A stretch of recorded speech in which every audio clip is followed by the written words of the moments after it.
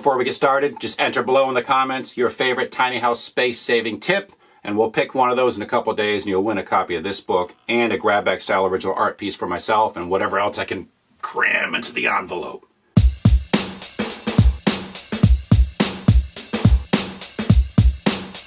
Hey, what's up guys? Deek, Diedricksen from Odd USA and RelaxShacks.com, my tiny house channel. Descriptions, links probably below. Please subscribe, check it out. We have like 600 videos since 2009. I want to share with you guys, because I know most of you, unless you've inadvertently stumbled upon this channel, are fans of tiny houses. So I have a brand new book out called Micro Living. And thank you guys so much. It recently hit #1 in carpentry worldwide on Amazon, which is pretty flattering. It took about 3 years to put together. I'm going to show you kind of a sneak peek or the inside of it and the layout. Lots of photos, but lots of text as well. Some guest chapters from a lot of luminaries in the scene. Andrew Odom, Ryan Nicodemus from the Minimalists, Michelle Boyle. So this book, I listened to some constructive criticism, as I should, from last book, which also did very well, thank you. And that's why there's a sequel.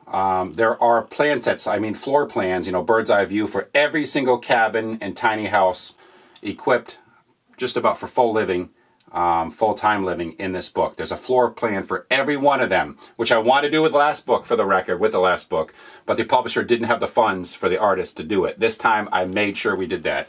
Also on the back, and I'll show you a close-up of all the stuff too, like the last huge hunk of the book is a full-out plan set for a versatile-like structure that could be potentially a tiny house with more insulation, some tweaking, a backyard art studio, a cool shed for, you know, hobbying, that kind of stuff. The book's now on Amazon for like $12. Regularly, it's like $20, so check it. But I want to show you the interior right here because there are a lot of tiny house builders that I featured that I kind of consider are the best of the best. And there will potentially be a book 3, so if you're not in this one, I will definitely consider you for the next one. So let me show you what's in store.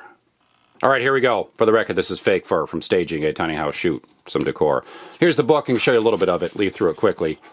I took most of the pictures in the book and traveled to actually see most of what I featured and built a couple of them in here. So it certainly, like I said, is a labor of love. It took a lot of time and money to put this together. I was kind of foolish in accepting the challenge. I will lose money on this probably. But some of the houses featured through here are rather eclectic. That's what I was going for. There's a couple tree houses, and a couple of them kind of push the border like, is it really a tiny house? But if you had insulation and electricity, it is. But most of them, I would say like 36 of the 40, the goal was full-time living. They have to have a kitchen, they have to have a bathroom, you know, a source of heat, that kind of stuff. So you can see it's not just a coffee table book. There's a lot of like knowledge, like how to find materials on the cheap, some of the things you should plan into your tiny house, how you should go about doing so. A lot of cool art as well. But as we go through, from all over the U.S. and beyond, there's a house from New Zealand. I think there's a couple others from outside the country. Easier for me to film in the U.S. is what it comes down to. But throughout, it's just very eclectic. I talked about the floor plans before. B-floor. Freudian slip.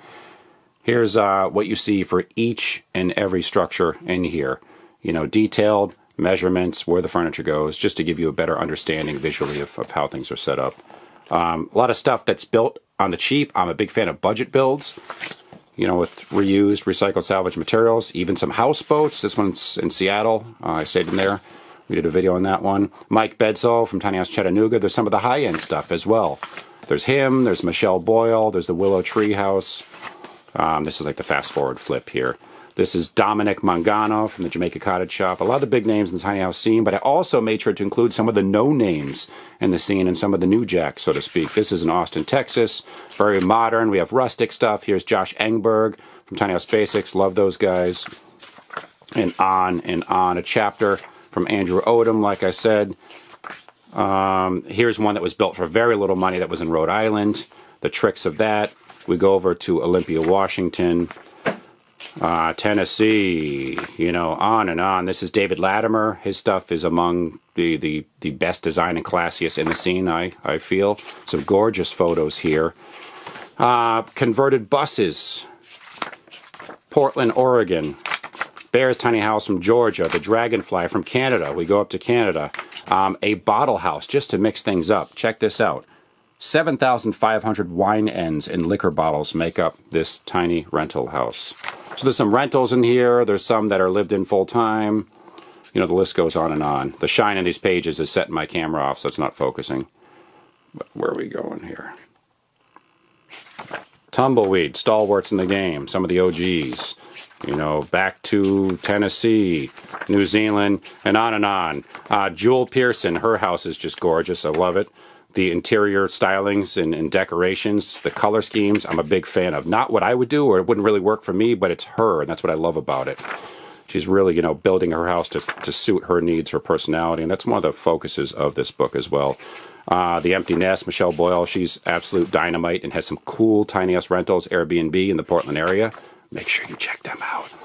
This one goes to the ultra cheap kind of spectrum of things. Kyle, who once took one of my workshops and later built this cabin with some of the know-how, and now is building another one.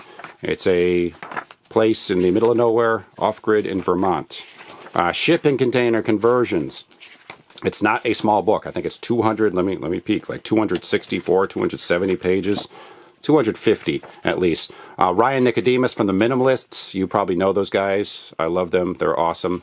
Huge names in the game. This is one of the smaller ones, built for almost nothing, from Stephen Harrell, who runs this here channel.